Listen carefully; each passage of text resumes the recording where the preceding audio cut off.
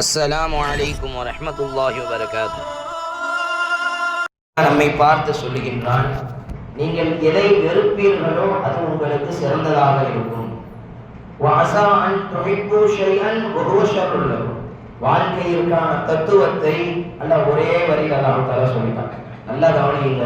அல்லாஹ் சொல்றான், அஸா அன் தக்ரஹு ஷைஅன் வஹுவ கைருன் லக்கும். சில நேரங்களிலே நீங்கள் சிலதை வெறுப்பீர்கள், இது நம்மளுக்கு வேணாம்னு நினைப்பீங்க, ஆனா அதுல உங்களுக்கு கயிறு இருக்கும், சிறந்ததா, அது உங்களுக்கு சிறந்ததாக இருக்கும், அது உங்களுக்கு நன்மையாக இருக்கும். வஸா அன் துஹிப்பு ஷைஅன், சில நேரங்களிலே சில விஷயங்களை நீங்கள் ஆசைப்படுவீர்கள், வஹுவ ஷர்ருன் லக்கும், அது உங்களுக்கு ஷர்ராக, தீமையாக, ஆபத்தாகவும் இருக்கும். வல்லாஹு யஅலமு அன்தும் லா தஅலமூன். அல்லாஹ்வுக்கு தான் தெரியும், உங்களுக்கு ஒன்றும் தெரியாது அப்படின்னு நல்லா ஆயத்தை முடிக்கிறான். கண்ணியத்திற்குரிய அல்லாஹ்வின் நல்லடியார்களே, பல நேரங்களிலே நாம் ஒரு சில விஷயங்களை அல்லாஹ்விடத்திலே ஆசைப்படுவோம். நாம் அதை நமக்கு நல்லதுன்னு நினைச்சு கேட்போம் அல்லாஹ் கிட்ட. ஆனா அதுல எவ்வளவு தீமை இருக்கிறது என்பது ரப்புக்கு தான் தெரியும். அதனால அல்லாஹ் நம்மளுக்கு கொடுக்காம வச்சிருப்பான். கொஞ்ச நாளைக்கு முன்னாடி கூட ஒரு செய்தியில நான் படித்தேன். ஒரு +2 படிக்கக்கூடிய படிக்கக்கூடிய மாணவர் தந்தை இடத்தில் பைக் கேட்டுக்கிட்டே இருந்திருக்கிறார். பைக் வாங்கி கொடுங்க, பைக் வாங்கி கொடுங்கன்னு கேட்டுக்கிட்டே இருந்திருக்காரு. ஒரு வருஷமா கேட்டிருக்காரு. அவங்க அத்தா சொல்லியிருக்கிறாங்க, நீ 12th பப்ளிக்ல நல்ல மார்க் எடுத்துட்டா உனக்கு பைக் வாங்கி கொடுத்துறேன்னு சொல்லியிருக்கிறாரு. அந்த பையனும் நல்ல மார்க் எடுத்துட்டாரு, 500 மார்க்குக்கு மேலே எடுத்துட்டாரு. 500 மார்க்குக்கு மேலே எடுத்துட்டாரு. அவங்க அத்தா பைக் வாங்கி கொடுத்துட்டாரு. வாங்கி கொடுத்து அடுத்த நாள் அந்த பையனுக்கு விபத்திலே மரணம் அடைந்து விடுகிறார். அல்லாஹ் அக்பர். பார்த்தீங்களா, நாம சில நேரங்களில் சிலதை ஆசைப்படுவோம், ஆனா அது நமக்கு நல்லதா கெட்டதான் நம்ம மூளைக்கு தெரியாது. ஏன்னா நம்மளுடைய மூளை ரொம்ப சின்ன மூளை, வெறும் ஒரு 500-600 கிராம் தான் நம்ம மூளை. இதுல நம்ம என்னத்தை யோசிச்சிட முடியும்? அல்லாஹ் தஆலா அலீமானவன், ஹபீரானவன், யாவற்றையும் நன்கு அறிந்தவன் அவன். அப்ப அவன் ஒன்றை செய்கிறான் என்றால் அல்லாஹ் எனக்கு நல்லதுதான் செய்வான்னு நம்ம நம்பணும். ஒரு அம்மா தன் பிள்ளை வீணா போகணும்னு ஒரு அம்மா ஆசைப்படுவாங்களா? ஒரு தாய் ஒரு தந்தை நம்ம புள்ள வீணா போயிடணும், நாசமா போயிடணும், இவன் அழிஞ்சு போயிடணும்னு நினைப்பாங்களா? நினைக்க மாட்டாங்க. 70 தாயை விட கருணை உள்ள ரப்பு நம்ம எஜமா. அவன் போய் நம்ம வீணா போகணும், நாசமா போகணும்னு நினைப்பானா? அப்ப நம்மளுக்கு ஒரு கஷ்டம் வருதுன்னா அது நம்ம நன்மைக்கு. நமக்கு ஒரு தீமை வருகிறது என்றால் அது நம்ம கண்ணுக்கு, நம்ம மூளைக்கு அது தீமை மாதிரி தெரியும். ஆனா அதுல எவ்வளவு நன்மை இருக்கிறது என்பது ரப்புக்கு தான் தெரியும். அதான் சொன்னேன், அந்த பையன் அதை நமக்கு நல்லதுன்னு நினைச்சு கேட்டான் வாப்பா கிட்ட. வாப்பாவும் நல்லதுன்னு நினைச்சுதான் வாங்கி கொடுத்தாங்க. பார்த்தா கடைசியில அது அவனுக்கு எவ்வளவு மரணத்திற்கு காரணமாயிருச்சு. இதற்கப்புறம் அந்த பிள்ளை திரும்ப வருவான் அந்த பையன், அவ்வளவுதான் முடிஞ்சிருச்சு. கண்ணியத்திற்குரிய அல்லாஹ்வின் நல்லடியார்களே, நமக்கு ஒரு கஷ்டம் வருகிறதா, நமக்கு ஒரு தீங்கு வருகிறதா, தொழிலில் ஒரு நஷ்டம் ஏற்படுகிறதா, வியாபாரத்தில் ஒரு நஷ்டம் ஏற்படுதா, என்ன வாழ்க்கையில கஷ்டமா இருக்கட்டும், அதை கஷ்டமா பார்க்காதீங்க, அதை நஷ்டமாக பார்க்காதீர்கள், அதை இஷ்டமாக எடுத்துக்கொள்ளுங்கள். அதை நஷ்டமாக பார்க்காமல், கஷ்டமாக பார்க்காமல், இஷ்டத்தோடு அதை சந்தோஷமாக எடுத்துக்கொள்ளுங்கள். அதிலே நிச்சயம் அல்லாஹ் ஒரு கயிறை வைத்திருப்பான். நான் உங்களிடத்தில் இந்த வரலாறை அடிக்கடி சொல்லி இருப்பேன். நாகப்பட்டினத்தில் முஸ்தாக் சார்னு சொல்லி ஒரு ஸ்கூலினுடைய பிரின்சிபல், அந்த சார் நமக்கு தெரிஞ்சவங்க. அவங்க திருச்சியில தான் அவங்க பொண்ணை கட்டி கொடுத்துருக்காங்க. அவங்க திருச்சியிலேருந்து நாகப்பட்டினத்துக்கு பஸ்ஸில் போகக்கூடிய வழியில், திருச்சியிலேருந்து நாகப்பட்டினத்துக்கு பஸ் போகிற வழியில் ஏற்கனவே நான் சொல்லியிருக்கேன், அதனால் வேகமாக சொல்கிறேன். அவங்க திருவாரூரில் இறங்குறாங்க. அவங்களும் அவங்க மகளும் அவங்களும் அவங்க மனைவியும் பாத்ரூம் போகிறதுக்காக இறங்குறாங்க. பாத்ரூம் போயிட்டு அவங்க மனைவி வரக்குள்ள பஸ் எடுத்துட்டான். அவங்க பேகு, அவங்களுடைய காசு எல்லாம் பஸ்ஸில் இருக்கு.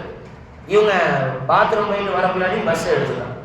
அவங்க யதார்த்தமாக சொல்கிறாங்க, அல்லாஹ் ஏதோ ஒரு கயிறு வச்சுருப்பாம்பா, சரி நம்ம அடுத்த பஸ்ஸில் ஏறி போயிடுவோம். 2வது பஸ்ஸில் ஏறி போகிறாங்க. திருவாரூர் நாகப்பட்டினம் என்ன 3/4 மணி நேரம், அவ்வளோ. தஞ்சாவூர் திருவாரூர், அடுத்து நாகப்பட்டினம். திருவாரூரில் இந்த மாதிரி ஆயிடுச்சு. வேற பஸ் ஏறி போகிறாங்க. போகிற வழியில் பார்த்தா அக்பர், எந்த பஸ்ஸை இவர்கள் தவறினார்களோ, எந்த பஸ்ஸை இவர்களை விட்டு சென்றதோ அந்த பஸ் தலைகீழ கவுந்து ஆக்சிடென்ட் ஆகி நிற்கிறது. அல்லாஹ் அக்பர். பண்பர்களே, நாம் என்ன நினைக்கிறோமோ அதுதான். அல்லாஹ் நமக்கு ஒரு கஷ்டத்தை கொடுத்துருக்கான், இதுல ஏதோ ஒரு கயிறு இருக்கும், இதுல ஏதோ ஒரு நன்மை இருக்கும் நாம நினைச்சோன்னு வைங்களேன், வல்லாஹி அதில் அல்லாஹ் ஒரு கயிறை வச்சிருவான். அல்லாஹ் எனக்கு இது கஷ்டம்தான் நஷ்டம்தான் நினைச்சோம், அது கஷ்டமாவே நஷ்டமாவே அல்லாஹ் ஆக்கிடுவான். ஏன்னா பெருமானார் சொல்லுவார்கள், அல்லாஹ் சொல்வதாக, அன இந்தல் லன்னி அபிதீபி, என் அடியான் என்னை எப்படி நினைக்கின்றானோ அப்படிதான் நான் அவனிடத்தில் நடந்து கொள்வேன். அல்லாஹ் நம்மளை மன்னிச்சிருவான், நம்ம நம்பிக்கை வச்சோம், அல்லாஹ் மன்னிப்பான். அல்லாஹ் நான் என்னைய மன்னிக்க மாட்டான், என்னை தொலைச்சிருவான், என்னை உண்டு இல்லைன்னு ஆக்கிடுவான், எனக்கு தண்டனை கொடுத்தே என்னைய கொன்றுவான் அல்லாஹ் அப்படின்னு நினைச்சோம். அல்லாஹ் அதே மாதிரி தான் பண்ணுவான். ஒரு காய்கறி கடைக்கு போகிறோம், ஒரு விசா அப்ளை பண்ண போகிறோம், ஒரு பாஸ்போர்ட் அப்ளை பண்ண போகிறோம், அல்லாஹ் எனக்கு இந்த காரியத்தை லேசாக அமைச்சு கொடுத்துருவான்னு நினச்சோம், அல்லாஹ் ஈஸியாக முடிச்சு கொடுத்துருவான்.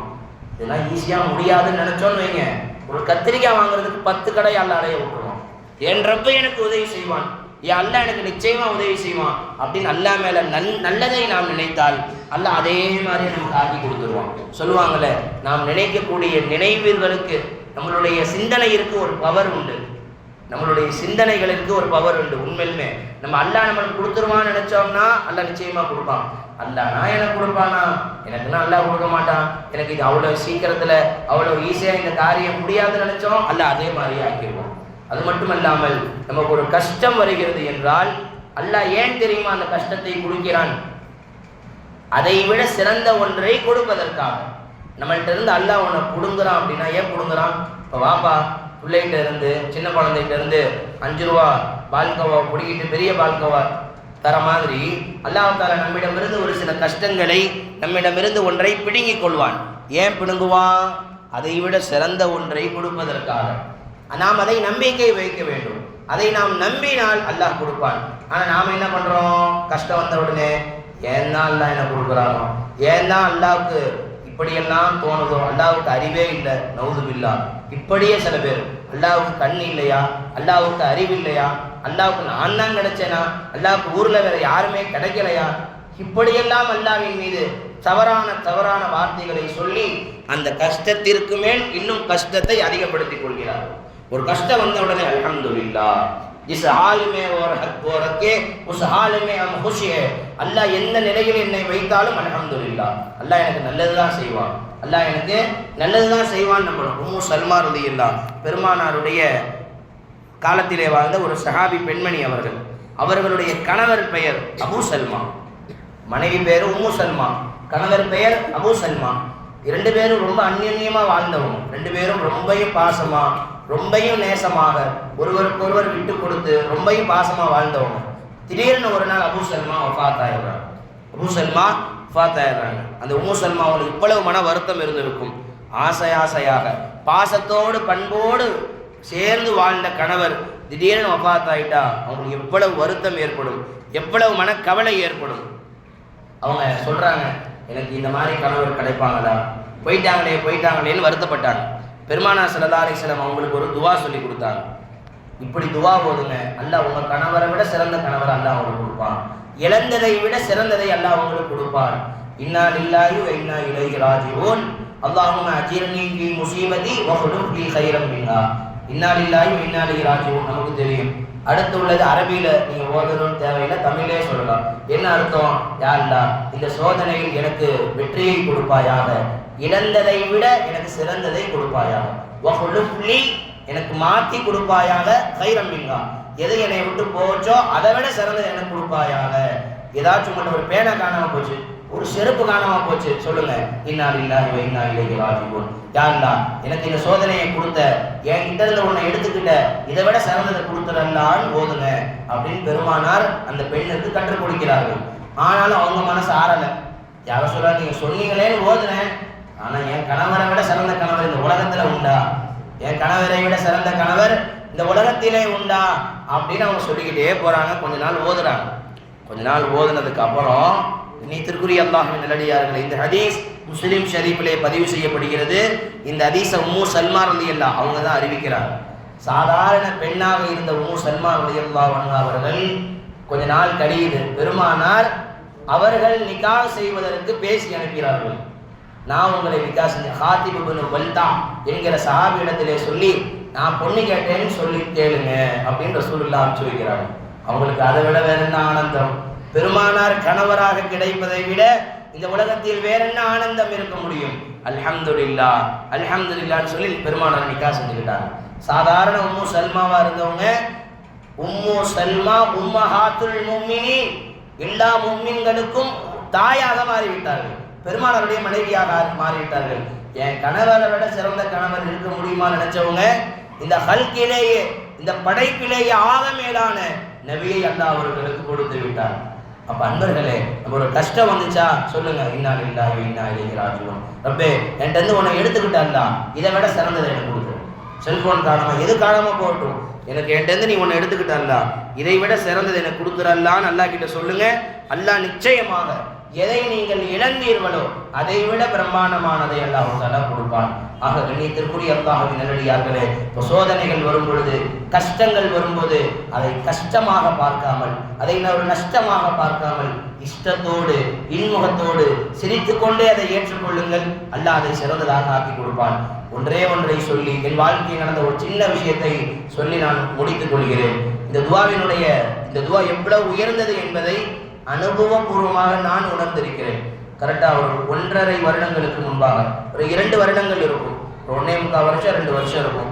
2 வருஷத்துக்கு முன்னாடி என்னுடைய மொபைல் தொலைந்து விட்டது, என்னுடைய செல்போன் தொலைஞ்சிருச்சு. கரெக்டாக நான் சென்னையிலிருந்து மன்னார்குடிக்கு ட்ரெயினில் வரும் பொழுது BA Arabic second year exam, BA Arabic Afzal Ulama second year exam new காலேஜில் எழுதிட்டு மதரசாவுக்கு மதுக்கூரில் நான் மதரசால உஸ்தாதாக இருந்தேன். மன்னார்குடியில் இறங்கி வரணும். மன்னார்குடியில் காலை 5 மணிக்கு வந்து ட்ரெயின் நிற்கிது. செல்ஃபோனை ட்ரெயின்லேயே வச்சுட்டு இறங்கிட்டேன். மறதி ஒரு ஞாபகம். மன்னார்குடி ரயில்வே ஸ்டேஷன்லேருந்து பஸ் ஸ்டாண்ட் வந்துட்டேன். பஸ் ஸ்டாண்ட் வந்ததுக்கப்புறம் டைம் பார்க்கறதுக்காக பாக்கெட் விட்டு பார்த்தா ஃபோனை காணும். பக்கத்தில் இன்னொரு உஸ்தாத், இன்னொரு அசத்து இருந்தாங்க. டக்குன்னு நான் அவங்கள்ட்ட ஃபோன் வாங்கி என் ஃபோனுக்கு அடிக்கிறேன், ரிங் போகுது. பாடி பஸ் ஸ்டாண்ட் ரயில்வே ஸ்டேஷனில் தான் இருக்கும். ஏன்னா மன்னார்குடி தான் கடைசி ஸ்டேஷன், அது பேர் மன்னை எக்ஸ்பிரஸ் கடைசி ஸ்டேஷன். எப்படி அங்கே தான் ட்ரெயின் நிற்கும்னு வேகமாக ஒரு ஆட்டோவை பிடிச்சி வேகமாக ஸ்டேஷன் போய் பார்த்தா ஃபோனை காணும். அங்கே இருக்கிறவங்கள்ட்ட கேட்டோம், க்ளீன் பண்ணுறவங்கள்ட்ட கேட்டோம். அப்புறம் அங்கேயே போலீஸ் வந்தாங்க, கம்ப்ளைண்ட் கொடுத்துட்டு வந்தாச்சு. உடனே என்னுடைய உஸ்தாதுக்கு நான் கால் பண்ணி சொன்னேன், என்னுடைய சேகநாயகம், என்னுடைய ஆன்மீக குருநாதர். உடனே அந்த ஃபோன் வாங்கி, இதில் இந்த மாதிரி என் ஃபோன் காணாம போயிடுச்சு, நேராக திருச்சிக்கு போய், திருச்சி தான் எனக்கு சொந்த ஊர், வந்து நான் வேறு ஃபோன் ரெடி பண்ணிவிட்டு திரும்ப மதரசாவுக்கு போகிறேன் அப்படின்னு லீவ் கேட்டேன் அவங்கள்ட்ட. ஏன்பா காலைல அவுதுவி கலிமாத்தில் துவா ஓடுனீங்களா? ஓதி இருந்தால் அல்லாஹ் பாதுகாத்துருப்பான். சரி, இந்த துவா ஓதுங்க. எந்த துவா? இப்போ சொன்னேன்ல, இன்னா லில்லாஹி வ இன்னா இலைஹி ராஜிஊன், அல்லாஹும்ம அஜிர்னி ஃபீ முஸீபத்தி வஹ்லுஃப் லீ கைரம் மின்ஹா. இதை ஓதிக்கிட்டே போப்பா, அல்லாஹ் உனக்கு இழந்ததை விட சிறந்ததை கொடுப்பான்னு சொல்லி ஒரு நம்பிக்கை சொல்லி அனுப்பிட்டாங்க. கரெக்டாக ஒரு மாதம் ஆயிருக்கும். 1 மாதத்திற்கு பின்பாக அந்த ஃபோன் கிடைக்கல. அல்லாஹ் தஆலா இந்த OnePlus ஃபோனை கொடுத்தா 21,000 ரூபா ஃபோனு, 1 ரூபா கூட என் காசு, 1 ரூபா. அது எப்படி வாங்கினேன்றதெல்லாம் நான் அது சொன்ன ரொம்ப நேரம் அதிகமாகிடும். ஆக அல்லாஹ் கொடுத்துட்டான், இலவசமாக அல்லாஹ் கொடுத்துட்டான். யார்கிட்டையும் போய் நான் கேட்கல, அல்லாஹ் அந்த மாதிரி வைக்கல இது வரைக்கும். எனக்கு காசு இல்லை, தாங்க ஃபோன் தாங்க. அல்லாஹ்வின் அருளால் இதுவரை யாரிடத்திலும் கையேந்தவில்லை. எனக்கு ஒரு தேவை உள்ளது, ஏதாச்சும் பார்த்து செய்யுங்கள் என்றெல்லாம் சொன்னதில்லை. அல்லாஹ்வினுடைய உதவியை கொண்டு, அவனுடைய கருணையை கொண்டு, யார்கிட்டையுமே கேட்காம அல்லாஹ் தஆலா 21,000 ரூபா மதிப்புள்ள அழகான ஒரு மொபைல் ஃபோன் அல்லாஹ் கொடுத்துதான். அதை தான் இப்போ நான் வச்சு பயான் ரெக்கார்ட் பண்ணிக்கிட்டு உட்காந்துருக்கோம். சங்கைக்குரிய அல்லாஹ்வின் நல்லடியார்களே, நம்ம சொல்கிற துவா எல்லாம் சும்மா கதை நினைக்காதீங்க. இதெல்லாம் அனுபவபூர்வமானது. நீங்கள் அனுபவித்தால் அது நடக்கும். நாம் கேட்டுட்டு பயானை கேட்டுட்டு போயிடுறோம். ஒரு கஷ்டமாக இதை சொல்லி பாருங்க, வந்து சொல்வீங்க, அதில் நீங்கள் சொன்ன மாதிரி போதனே எனக்கு அல்லாஹ் இதை விட சிறந்ததை கொடுத்து விட்டார். நண்பர்களே, இந்த துவா வெறும் துவாவல்ல, உங்கள் வாழ்க்கையை புரட்டி போடக்கூடியது தான் இந்த துவா. அப்போ இன்று நாம் தெரிந்து கொள்ள வேண்டிய விஷயம், ஒரு கஷ்டம் வந்தால், ஒரு நஷ்டம் வந்தால், வாழ்க்கையில் ஒரு பிரச்சனை வந்தால் உடனே இன்னா லில்லாஹி வ இன்னா இலைஹி ராஜிஊன். அரபி தெரியலனா தமிழ்ல, யா அல்லாஹ் எனக்கு ஒரு கஷ்டத்தை கொடுத்த அல்லாஹ், உன்னை என்கிட்ட இருந்து எடுத்துக்கிட்ட, இதை விட சிறந்ததை நீ கொடுக்குற அல்லாஹ், வஹ்லுஃப் லீ கைரம் மின்ஹா. தேவைன்னா அரபியில கேளுங்க, நான் எழுதி கொடுக்குறேன் இன்ஷா அல்லாஹ். அரபியில ஓதணும் கட்டாயம் இல்லை, தமிழ்லேயே ஓதலாம். தமிழ்லேயே இது சஹீஹான ஹதீஸில் வரக்கூடிய ஹதீஸ். அதனால் இன்ஷா அல்லாஹ் எல்லோரும் ஓதுங்கள். அல்லாஹ் எந்த கஷ்டத்தை கொடுத்தாலும் அது நமது நன்மையிற்கே என்று நினையுங்கள். எதுவே நமக்கு ஆசைப்பட்டு எனக்கு அதனால தான் பெரியவங்க கற்றுக் கொடுப்பாங்க, எனக்கு அது வேணும் இது வேணும்னு அல்லாஹ் கிட்ட துவா செய்யாதீங்க.